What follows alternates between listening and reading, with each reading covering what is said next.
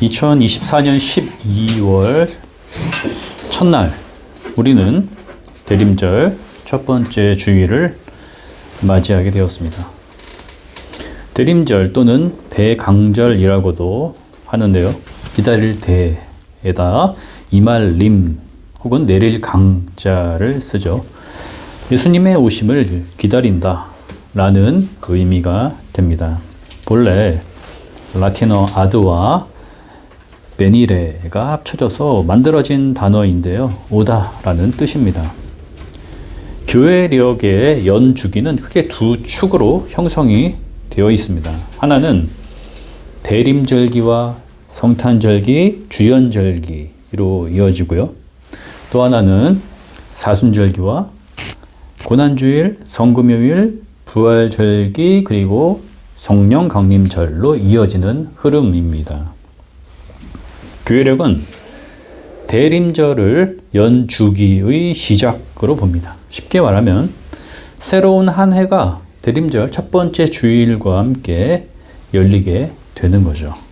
때문에 예수님의 오심을 고대하는 본래의 의미와 더불어서 시작이라고 하는 특별한 의미성을 가지게 됩니다. 대림절이 시작이 되면 성탄트리를 하고 주일에는 대림절 초를 준비합니다. 4개의 보라색 초와 그 가운데에 흰색 초 하나를 두는데요. 성탄절이 되기까지 4번의 주일에 걸쳐서 보라색 초에 하나씩 불을 밝히고 성탄절에 흰색 초를 밝히게 됩니다.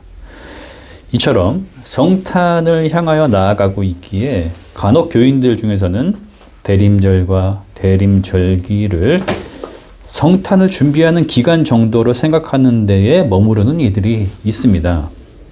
그보다는 더 폭넓고 깊은 의미를 지니고 있죠.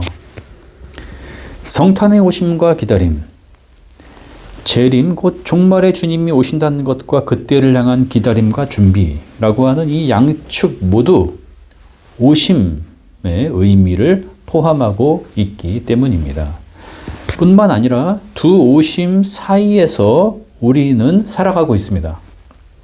지금의 시간과 현재의 세계는 양측 사이에서 분리되거나 따로 떨어져서 존재하는 것이 아닙니다. 임마누엘 곧 예수 그리스도와 함께 하심 그 위에 우리가 그리고 이 세계가 서 있다는 사실을 되새기는 것입니다.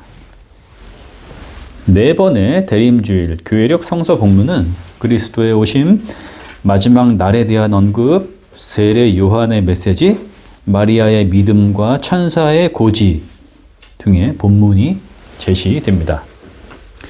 기다림을 대하는 인간의 태도에 초점이 맞춰져 있는 거죠. 그 초점은 성탄과 종말의 때를 향해 열려있는 시각을 가지는 인간이 예수 그리스도가 비추시는 빛 그 앞에 서게 될 때에 밝히 드러나게 될 것입니다. 오늘 우리는 데살로니가전서 3장 9절에서부터 13절을 읽었습니다. 바울이 데살로니가에 있는 그리스도인 공동체를 향해 보낸 편지이죠. 데살로니가 전서가 신약 성경에서 가지는 위치가 있는데요. 처음으로 집필된 책이면서 그 저작 연도가 40년대 후반에서 50년 정도로 가장 이른 시기에 기록되었다는 점입니다. 초기 기독교가 형성되던 그 시기에 그 안에서도 원시 기독교에 가까운 형태의 배경을 가지고 있으며 임박한 종말론, 즉 부활하신 주님이 곧 재림하신다. 이러한 신앙이 적극적으로 반영이 되어 있습니다. 이런 이유로 대림절기에 적합한 본문이 되는 거죠. 현대 그리스도인들에게는 주님이 곧 오십니다 라고 말했을 때에 그 응답으로 아멘 그렇습니다 라고 대답을 하면서도 그때에 관한 막연한 기다림과 유보를 함께 생각하기 쉽습니다. 바로 지금 곧 이러한 긴박성이 재림신앙의 본질인데 그 본질들이 살짝 뒤로 밀려나는 거죠. 1세기 데살로니가 교회는 그야말로 긴박한 미래, 오늘 혹은 내일이 될 수 있는 종말과 주님의 재림 앞에 직면한 상태로 살았기 때문에 그들이 품었던 신앙의 모습, 그리고 그들을 향해서 권면의 편지를 보내고 있는 바울의 메시지를 오늘 우리가 숙고하면서 하나님의 말씀 앞에 서게 된다면 재림 신앙의 본질로 한 걸음 더 들어갈 수 있게 될 것입니다. 데살로니가 전서 그리고 후서를 읽으면서 그 교회를 떠올릴 때에 우리가 가져야 할 두 가지의 전제가 있습니다. 첫 번째는 그들이 오늘 우리와 완전히 다르거나 특별한 사람들이라는 생각에 갇히지 않는 것입니다. 데살로니가라는 지역은 당대 로마의 주요 항구였고 마게도니아 지방의 수도였습니다. 무역과 상업이 발달했고 많은 인구와 다양한 종교성, 성공을 향한 욕망이 넘쳐나던 도시였다는 점을 기억한다면 오늘 우리 도시 현대인들이 추구하는 삶의 방식과 크게 다르지 않은 배경을 가졌구나라는 생각을 할 수 있을 것입니다. 데살로니가 교회는 바울이 2차 선교 여행 때에 형성이 되었을 것입니다. 바울은 어떠한 이유로 인해서 그 지역을 떠나게 되었고 다시 데살로니가로 돌아가려고 했지만 방해와 실패 때문에 갈 수가 없었습니다. 대신 아테네에서 디모데를 보내며 편지를 그에게 맡기고 공동체가 함께 읽기를 원했죠. 디모데는 데살로니가 교회의 상황을 살피고는 바울에게로 돌아가서 소식을 전해 주었습니다. 그러니까 현재 교회의 설립자이면서 리더였던 바울이 없는 상태였고 복음에 관한 이해, 주님의 재림에 관한 지식, 그리스도인의 생활, 그리고 그 세계관에 대해서 많은 부분이 부족한 상황이었습니다. 때문에 바울은 편지로 대신해서 이러이러한 것들을 알려주고 또한 권면하고 있는 것입니다. 두 번째는 데살로니가 교회가 팔레스타인 외부 즉 이방 지역에 속해 있었지만 그 구성원들이 유대인들과 이방인들이 혼재한 섞여 있는 공동체였고 당시 유대인들이 가지고 있던 종말에 대한 개념이 기본적으로 영향을 미치고 있었다라는 점을 이해하는 것입니다. 하나님의 창조는 종말을 향해서 가는데 그 종말은 메시아 혹은 인자라고도 할 수 있는데요. 하나님의 전권을 가진 구원자의 출현과 함께 임하는 것으로 받아들이고 있었습니다. 종말은 부활이 일어나는 때 새로운 시대의 시작을 의미했죠. 그러니까 종말의 때가 되면은 이전 시대는 끝나는 것입니다. 당연히 그 중간에 메시아 혹은 부활 사건이 있으리라는 생각을 할 수가 없었던 거죠. 그런데 기독교 신앙은 이러한 개념과 맞지가 않았습니다. 예수 그리스도의 부활은 이미 일어났고 새로운 시대는 열렸기 때문입니다. 부활의 시대가 시작되었다는 것인데 그 부활의 첫 열매가 바로 예수님이시기 때문입니다.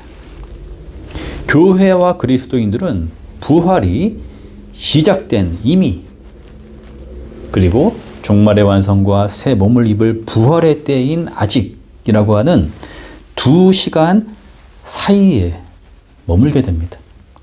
이미와 아직 이것은 기독교 신앙의 본질입니다. 데살로니가 교회는 바울을 통해 복음을 들음으로써 그들이 가졌던 종말 개념을 수정할 수 있었습니다. 하지만 바울은 떠났고 그들은 성숙한 단계로 나아가지 못한 채 이전에 가지고 있었던 생각들과 수정된 종말 개념이 섞여서 혼란을 겪게 됩니다.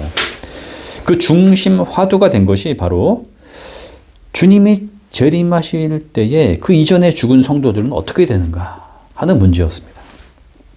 유대인들은 종말의 때를 볼 수 있고 경험할 수 있는 사람들이 큰 축복을 받게 되는 것으로 이해하고 있었으며 거기에 특별한 의미성을 두고 있었습니다. 먼저 죽게 되는 이들은 그들에 비해 열등한 차원이 되고 마는 거죠. 데살로니가 교회는 그야말로 임박한 종말론을 바라보고 있었기 때문에 주님이 오시기 전에 먼저 죽는다는 것을 상상할 수 없는 난제로 여기고 있었습니다. 그들은 어떻게 되는 것인가? 그들은 축복에서 배제되는 것인가? 우리보다 열등한 것인가?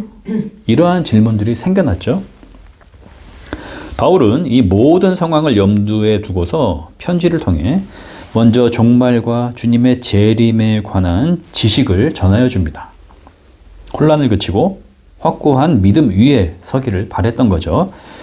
더 나아가 바른 재림 신앙 위에서 오늘을 어떻게 살아가야 하는지, 신앙의 공동체가 추구해야 하는 가치는 무엇인지를 전하였습니다.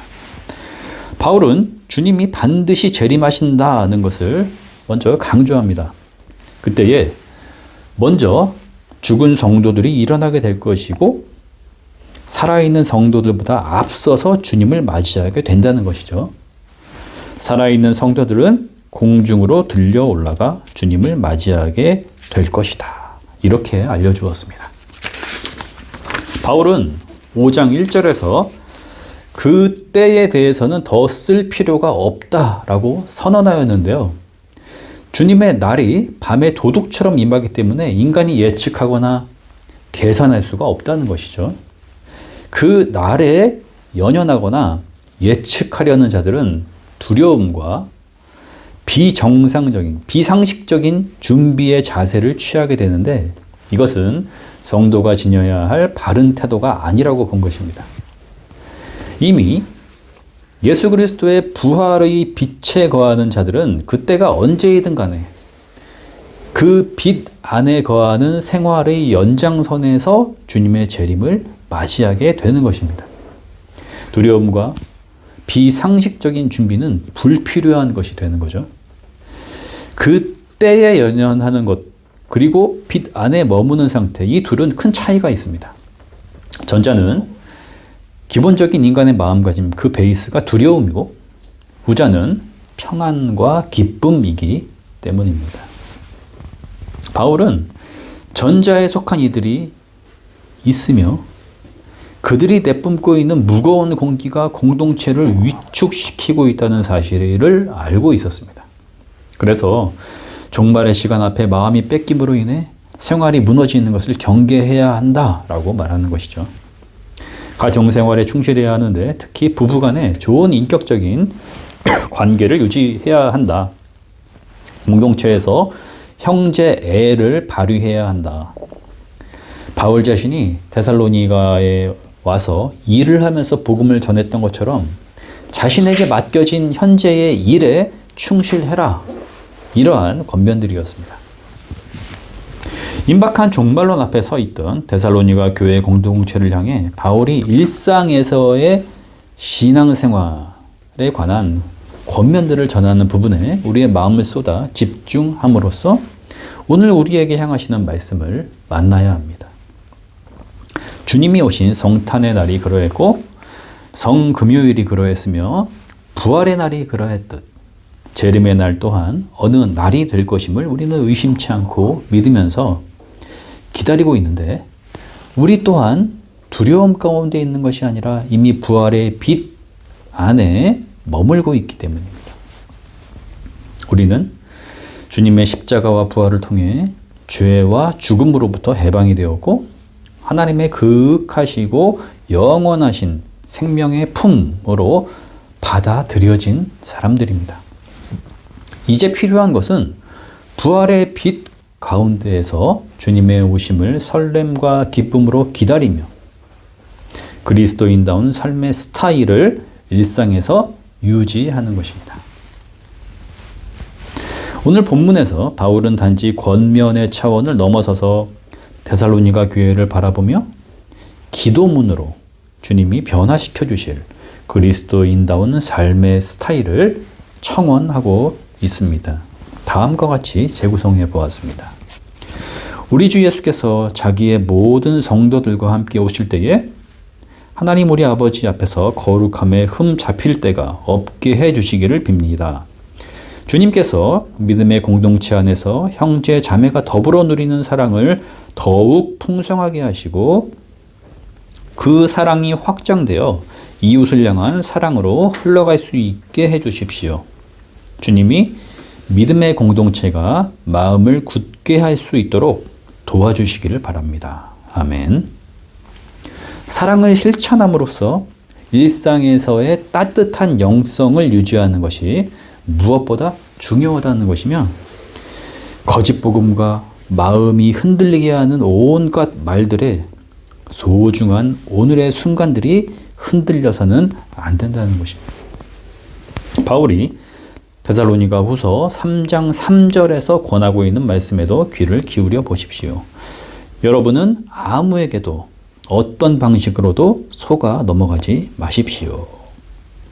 오늘 모든 인류는 대림의 시간, 곧 예수 그리스도이신 하나님이 오시리라는 희망 앞에, 그 앞에서 우리를 새롭게 하시는 기회의 순간을 맞이하고 있습니다. 비와 눈이 악인과 선인에게 가리지 않고 온 지면에 내리듯 하나님의 은혜의 때가 풍성히 임하고 있습니다.